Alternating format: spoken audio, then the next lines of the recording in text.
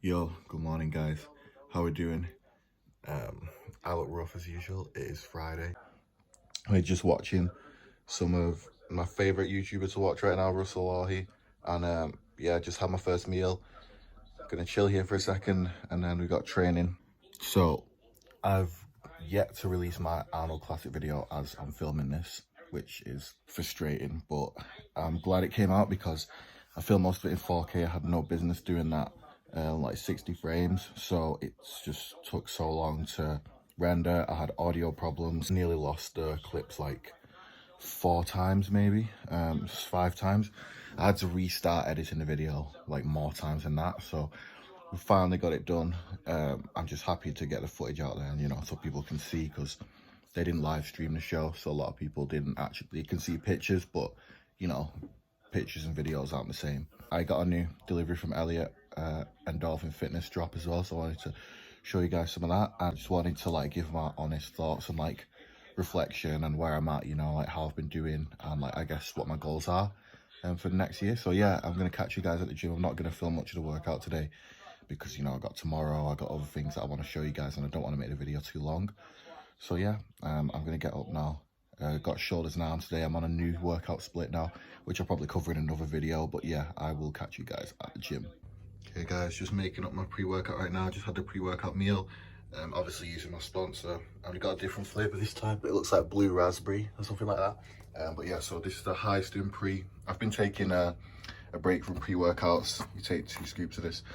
I've been taking a break from pre-workouts since the show, but yeah, my sleep was not that great, so we'll be using high stim pre-workout today. Obviously I've got my intra with EAAs and everything else, but if you guys want to try this pre, which I definitely recommend, I don't know how this one tastes yet, but I know, you know, how strong it is in comparison to the others. I'll put a link below. You guys can use NAS10X to get 10% off.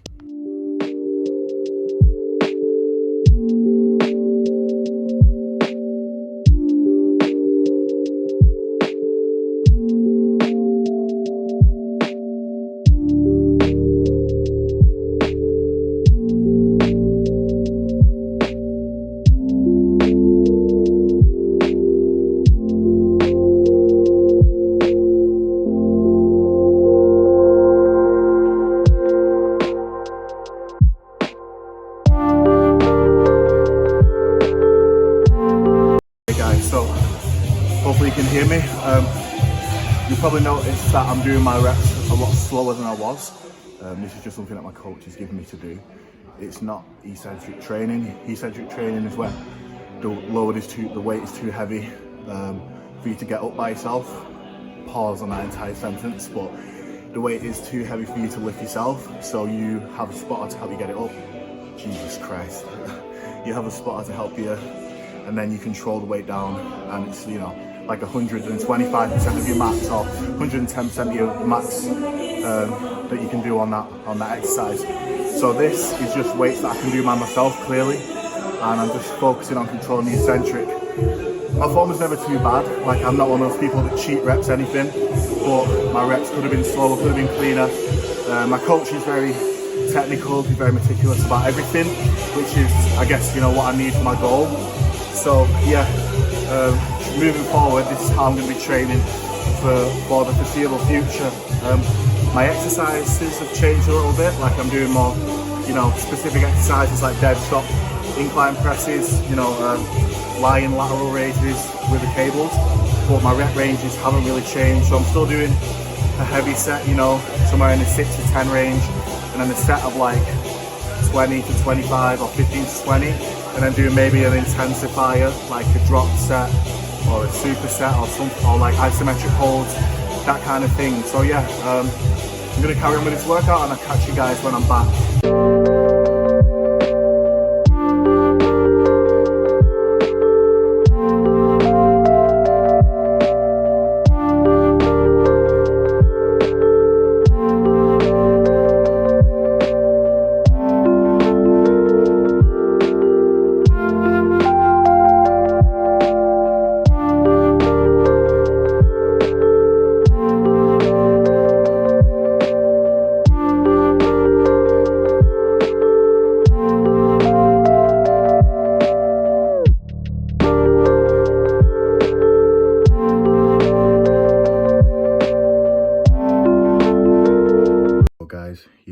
tell from my hair that it's been a while.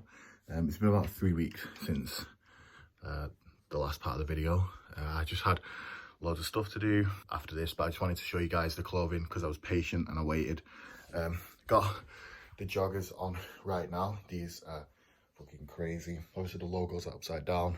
Elliot sent me those. He sent me these 2 bags right here, but this is like the highlight in my opinion. Ridiculously hard. That's one of the things I love about Elliot's clothing. Is just the style's a bit different, especially for fitness clothing. I don't really wear many different brands like any of the mainstream brands. I just don't like the stuff, and I feel like it's all replaceable. It's just a different logo. But yeah, so whereas obviously, you know, I feel like because Elliot's involved with the fitness industry, he has a bit of a better taste in fashion than most of the others. So got like a nice simple grey jacket right here. Got the socks there. He makes stuff that's a little bit more like for athletes as well, not just for bodybuilders. So he makes stuff that you guys, I guess if you're into boxing or if you're into like running or something like that, then this is like, you know, a brand I guess you could try. This is the hoodie that goes with the joggers that I'm wearing. These are supposed to go with the white sweatshirt, but today it's cold in the UK, so I'm going to be wearing the white sweatshirt with the grey joggers, shorts, which I'm going to be training legs in because the other shorts that he sent me before, I've grown out of them because I'm like 20 pounds heavier than I was back then. So yeah, I'm going to put all this stuff back and then I'll catch up with you guys. I'm just waiting for my food to cook. I'm watching the Bills game because I heard it's a game of the year. So I'm not a Bills fan, obviously I'm a Giants fan. If you guys follow my Instagram, you'll know that we are killing it right now and we're winning a lot of games, and it's the first time in like 12 years that we've won so many games. So I just wanted to, I guess, update you guys on everything. Right, I'm gonna put the camera here so I can see the game while I'm talking to you guys. But it's been like 3 weeks. I didn't end up training with my coach yet. I mean, some of you will probably be able to guess who it is. My friend, I've already told you. But he's been traveling a lot the last few weeks because he's been in a few different countries and it just didn't work out for us. He lives quite far away, and at the time I wanted to see him, I was still very exhausted. I was a lot more tired than I initially thought I was. It didn't really hit me. I should have ironed this top. It didn't really hit me until like 3 weeks after the show, because I just went straight back to work. I was picking up, you know, new clients pretty much every day, every 2 days. I've been training at 3 or 4 different gyms. I've been trying to keep up content like every 1 to 2 days on my Instagram and my TikTok. And then I just wanted to, I guess, give myself a bit of a break, because when I edit these videos, like I do it outside of, you know, all of that. So most of the time I spend sat in front of my laptop, like working, just like working on my online stuff for you guys, and kind of, I've got a little business thing I'm like planning for the next few, planning to bring into fruition in the next few weeks. One thing that I need to learn, and you know, people always say bodybuilding teaches you stuff, and you would have thought that I would have learned patience, because bodybuilding is probably the most, probably the sport out of all of them that requires the most patience, because, you know, there's nothing you can really do to speed up the process. If when you're doing everything possible already to speed up the process, it's just a waiting game after that. See my coach in the next couple of weeks. I'm getting back on cycle, so I'm waiting for my blood test kit to arrive, and then either next week or the week after we will start the first I guess big push of the off season. So competitive goals so that you guys are aware. So I kind of just wanted to, my main goal was to just, I guess, do well in a pro show. I mean, I wanted to win a pro show, but you know, if you win a pro show, you qualify for the Olympia, and I wasn't really looking at it like that. I was just looking at just wanting to win a show. So whereas my coach wants me to qualify for the Olympia, so you know, in his words, he said however many shows it takes. So I'm really looking forward to that. Obviously, you know, now financially as a pro, you don't have to pay for every show you compete in, so I can do as many shows as I need to. It's just more of a case of travel, really. And I'm obviously, you know, working on my business and I guess putting things together so that I can become more financially free to travel as much as I want. But yeah, mindset wise, I feel like, obviously, you know, it's been 6 weeks, 5 weeks since Arnold, and like I've properly had time to reflect. I'm not happy with my placing. Obviously, I was not expecting to go in there and like, you know, win or be top 3. Like I never expect anything, but I hold myself to that standard, if you understand, if you guys get where I'm coming from. So I've seen people, especially in amateur shows, where they always think they deserve to win just because they showed up. They'll lose and they'll be like, oh, I felt like I should have won. And you know, it's never the guy really that, if I've seen a show and a guy got second, I mean, usually I agree with the judging anyway, but if a guy got second and I think he should have won, that guy takes it on the chin. Even like myself, you know, when I lost back in July, I had a lot of people in the comments and stuff. I deleted some of the comments because I felt it was a bit disrespectful, you know, to Lewis, because, you know, he showed up and he did everything he needed to do to win. But I had a lot of people in my comments saying they felt like I should have won. I felt like I got robbed, but I never once said that I felt I should have won. All I ever did was congratulate him and his coach, and that was it. And I said that I'll be back, you know, and I would win finals, which I did, but it's not like I earned a place in it I didn't deserve to earn. So now it's kind of a case of improving and doing what I need to do to win a pro show. But yeah, so guys, the point is that I need to, you know, step my game up if I want to achieve the things I want to achieve, and that's what, you know, this next year is for. So competing wise, I think that I'll probably be starting my prep around May, June, which again, it'll kind of, I mean, he'll have an idea, but he wants to see where I'm at before he you know, he can't make a decision right now.